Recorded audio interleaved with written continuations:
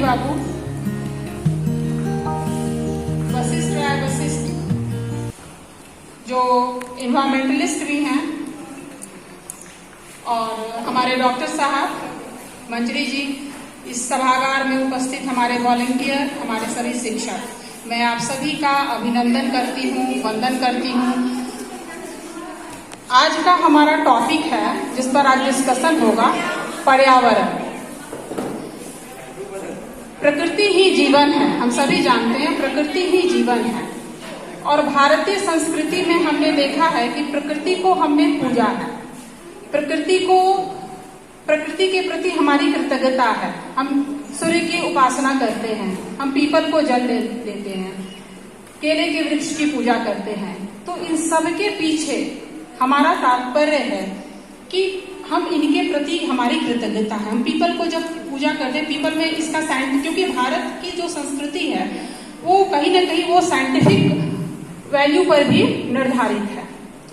People से इतना oxygen मिलता है, लेकिन इसके साथ साथ एक स्पिरिचुअल हमारा जो धारणा है वो भी जुड़ी हुई है प्रकृति के साथ। जहां हमने पाश्चात्य संस्कृति की बात अगर हम करें तो पाश्चात्य संस्कृति में हमने देखा कि वहां उपभोग करने की टेंडेंसी ज्यादा है, लेकिन भारत की जो संस्कृति है वो अर्पण की संस्कृति है, तर्पण की संस्कृति है। यहाँ हम देना जानते हैं, उपभोग करने के पहले हम देने की प्रवृत्ति है, इसलिए हम बोलते हैं यह अर्पण की संस्कृति है, यह तर्पण की संस्कृति है। यहाँ हम अर्पण करते हैं। दूसरी बात है कि आज पर्यावरण जैसे महत्वपूर्ण मुद्दों पर, जो कि एक कॉमन ट्रेजेडी है, और हम जानते हैं कि पर्यावरण का संकट आज के संदर्भ में मंडरा रहा है, और इसकी सुरक्षा करना ये हम सब का दायित्व भी है, कर्तव्य भी है।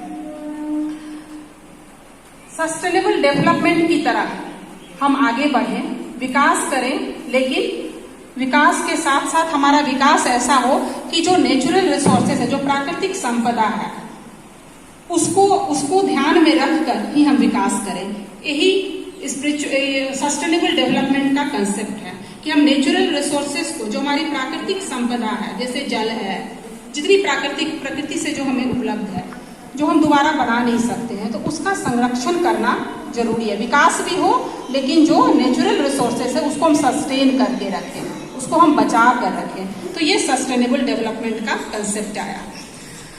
और आज पर्यावरण के संदर्भ में अगर मैं बात करूं तो जो हमारी युवा पीढ़ी है उनको बहुत आज सचेत रहना होगा, क्योंकि आने वाले समय में ये कॉमन ट्रेजेडी है। क्योंकि आप जब तक कर्तव्यनिष्ठ नहीं रहेगा, खुद अपने कर्तव्यों के प्रति आप जागरूक नहीं रहिएगा। सपोज ये बिजली है, आप इस रूम से निकलती हैं, तो ये आपका दायित्व है कि उसको बंद करके निकले। वृक्ष का सेवा करना, पुस्तक भी आज वो कई पुस्तक भी लिखे हैं। एक पुस्तक है जल संकट जीवन संकट, पर्यावरण और जीवन।